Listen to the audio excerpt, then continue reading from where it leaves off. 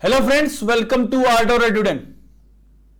और आज हम आपके लिए फिर से लेके आए हैं मॉडर्न इंडियन हिस्ट्री, जो हमने आपके लिए कोर्स स्टार्ट किया था, जहां हम आपको हिस्ट्री पूरी पढ़ाएंगे, जिसमें शुरुआत की थी हमने इंडियन मॉडर्न हिस्ट्री से, जिसके हमने इससे पहले 3 लेक्चर दे चुके हैं, जहां हमने बहादुर शाह फर्स्ट बताया था। फिर मैंने आपको बताया कि मुगल एडमिनिस्ट्रेशन में कौन कौन सी टर्मिनोलॉजीज थी, फिर मराठाज में और रीजनल पावर जितनी भी थी उनके अंदर में क्या क्या टर्मिनोलॉजीज होती थी, क्या क्या यूज होता था, वो मैंने आपको बता दिया था।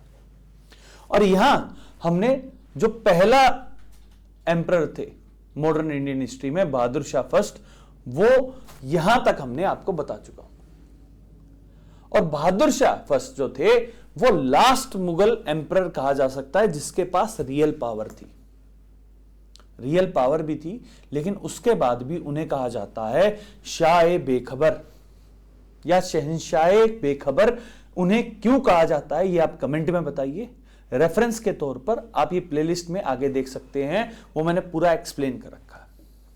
अब 1712 में जब बहादुर शाह गुजर जाते हैं तो उसके बाद उनकी गद्दी पे बैठता है उनका बेटा जानदर शाह। और जानदर शाह 1712 में जब बनता है तो एक पपेट की तौर पर बनता है और एक टर्म कॉइन हो जाती है इंडियन हिस्ट्री के अंदर, जिसका नाम था किंग मेकर।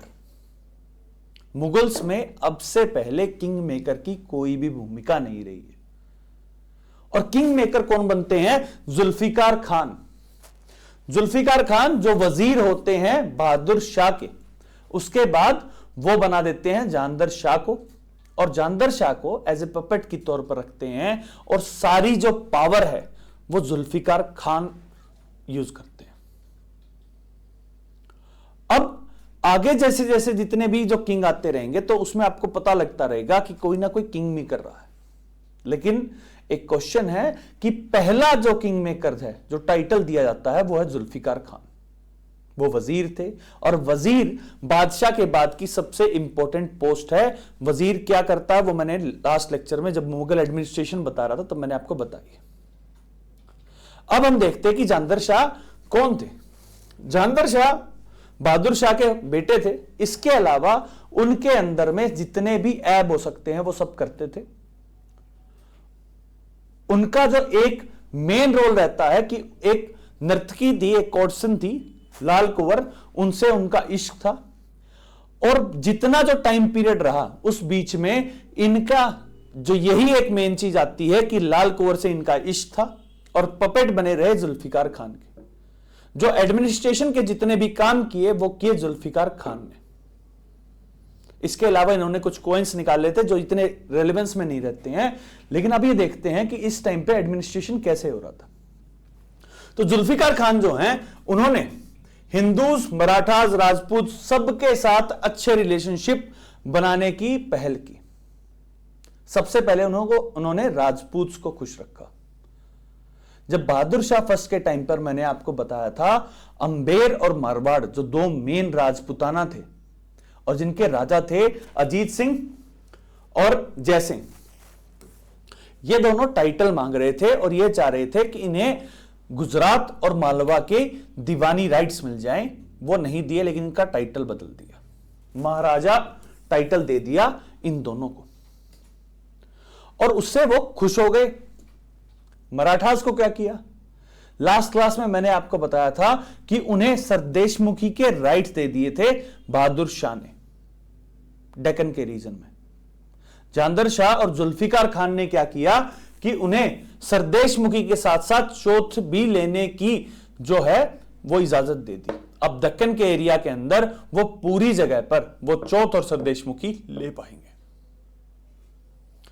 और जो जाट्स और बुंदेला चीफ थे उनके साथ भी अच्छे रिलेशनशिप रखे। क्यों रखे? क्योंकि जो बंदा बहादुर जो लास्ट वॉरियर थे, जो गुरु गोविंद सिंह के डिसिपल थे, और उसके बाद वो एक विद्रोह कर दिया था उन्होंने, और सतलुज से लेके यमुना से सतलुज के बीच में किंगडम बना रहे थे, जो बहादुर शाह भी चाहते थे कि उनके खिलाफ बंदा बहादुर को खत्म कर दिया जाए।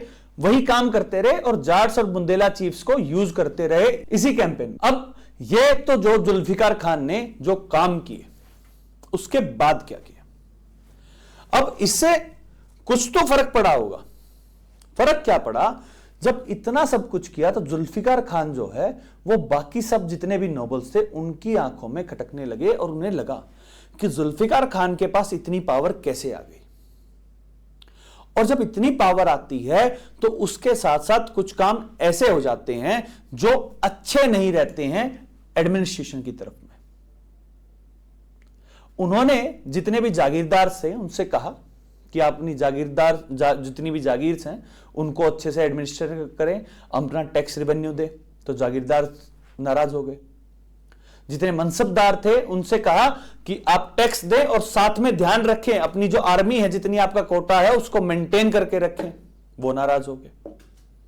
और उसके बाद वो एक ऐसी चीज लेके आए, एक ऐसा टैक्स सिस्टम लेके आए जिसने मुगल एडमिनिस्ट्रेशन की जड़ें कमजोर कर दी। वो क्या था? उन्होंने इजरा सिस्टम जो है, इजरा प्रैक्टिस जो है वो फॉलो करनी शुरू कर दी। अब इजरा सिस्टम क्या था? इजरा सिस्टम क्या होता है? जहां पर आपको कॉन्ट्रेक्चुअल, या ऐसा कर दीजिए कि एक बिड होगी। अब बिड में क्या होगा? कोई भी कॉन्ट्रैक्टर है, कोई प्राइवेट पर्सन है, वो बिड करेगा कि मैं इतना टैक्स लेके आऊंगा। हाईएस्ट बिडर को आपने टैक्स दे दिया, कलेक्शन की इजाजत दे दी। अब वो पीजेंट से या किसी से भी किस तरह से कितना टैक्स लेके आ रहा है वो नहीं देखा इन्होंने। एग्जाम्पल के तौर पे समझिए, जैसे कि अगर एक लैंड है, उस लैंड के ऊपर अगर मान लीजिए 100 रुपए टैक्स लगना था और जो बिडर था उसने ये कह दिया कि मैं 110 रुपए टैक्स लेके आऊंगा। सिस्टम के लिए अच्छा है कि 110 रुपए आएंगे, लेकिन जो पर्सन है वो यहां से अगर 150 रुपए ले रहा है तो यह भी तो गड़बड़ है, अन्याय हो रहा है। तो इसी वजह से जो इजरा सिस्टम है वहां पर प्राइवेटाइजेशन कर दिया और जो गवर्नमेंट ऑफिशियल्स रेवेन्यू कलेक्ट करके आते थे उस सिस्टम को बंद कर दिया। तो इस वजह से जो पीजेंट्स थे और जो जागीरदार थे, जो भी टैक्स दिया करते थे, उन्हें लगा कि हमारे से ज्यादा कर वसूला जा रहा है। किसके द्वारा? जुल्फिकार खान के द्वारा। और जुल्फिकार खान क्या, जानदर शाह हमसे ज्यादा टैक्स कलेक्ट कर रहा है। यह सिस्टम था इजरा सिस्टम। इससे पहले मुगल एडमिनिस्ट्रेशन के अंदर कभी भी ऐसा कोई सिस्टम नहीं लाया गया था और इस सिस्टम को लेके आए जुल्फिकार खान। और इस सिस्टम की वजह से और कुछ जितने नोबल्स थे जो चाह रहे थे कि जुल्फिकार खान को हटा दिया जाए, उस वजह से 10 फरवरी 1713 के दिन आता है जहां फारुखसियार जो जानदर शाह का नेफ्यू था, उन दोनों के बीच में कॉम्बैट होती है और वहां पर जानदर शाह मर जाता है। और तब एक नए किंग मेकर आते हैं जिनका नाम है सैयद ब्रदर्स।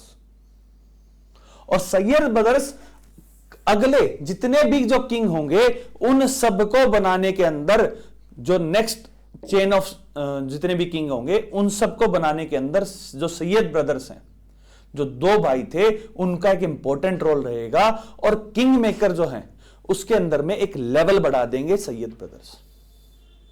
नेक्स्ट क्लास में हम देखेंगे कि फारुखसियार ने क्या किया और सैयद ब्रदर्स का क्या रोल था, पूरा एक रोल देखेंगे। और जब सैयद ब्रदर्स गुजर जाएंगे, जब उनका खात्मा हो जाएगा और उसके बाद फारुखसियार के बाद जब अगले जो बड़े शासक आएंगे, उस पूरी क्लास को हम खत्म करें। That's all for today. Thank you very much and please subscribe to our doe. Thank you.